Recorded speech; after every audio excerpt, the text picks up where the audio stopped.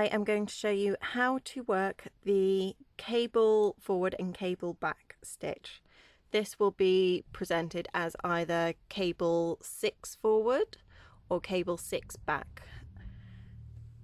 This is the cable that we're going to be working. As you can see, these stitches here sit in front of here, so this is a cable forward. And then this one is the opposite, so these stitches go underneath and behind this side of the cable. So this is worked by doing a cable back. The abbreviation will be shown as cable, well, C6F or C6B. This actually means you work the whole cable on 6 stitches, but we're dividing that into 2.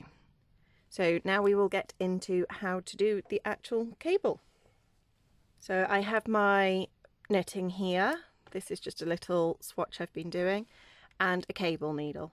You don't necessarily have to use a cable needle, but I love to use a cable needle because your spare stitches will sit on this little bit here. You can use a double point. It's just a little bit more secure if you use one of these. So what we're going to do is we're going to knit or work our stitches until we get to where we're going to be working the cable. We're going to work the cable 6 forward stitch first. And now I'm ready to work C6F or cable 6 forward. As I said before, it's on a total of 6 stitches here, but we're actually only going to be working 3 onto the cable needle. So we're going to take these stitches forwards. I'm going to slip 1, 2, 3 stitches onto my cable needle and completely off. Now I'm going to hold these in the front of the work, and then I'm going to knit the next 3 in the cable.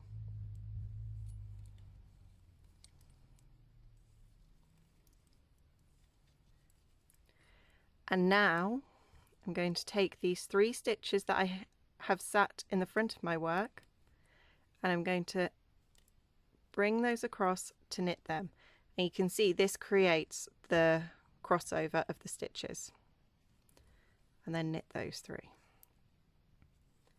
So that's how you do C6F. So you hold 3 stitches in the front of your work. So now to work the cable 6 back, which is very similar. All we're going to do, again, we're going to slip 1, 2, 3 stitches onto our cable needle. And instead of holding them in the front of the work, we're going to pop them to the back and work our next 3 in the cable.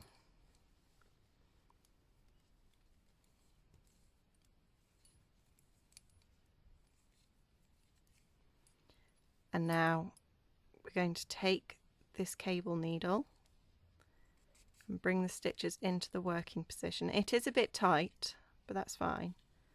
And I'm going to knit those 3 from off the other end of the cable needle. And now I can just work straight to end. I hope you have found this video useful, and I will see you again next Monday. Happy crafting! Bye!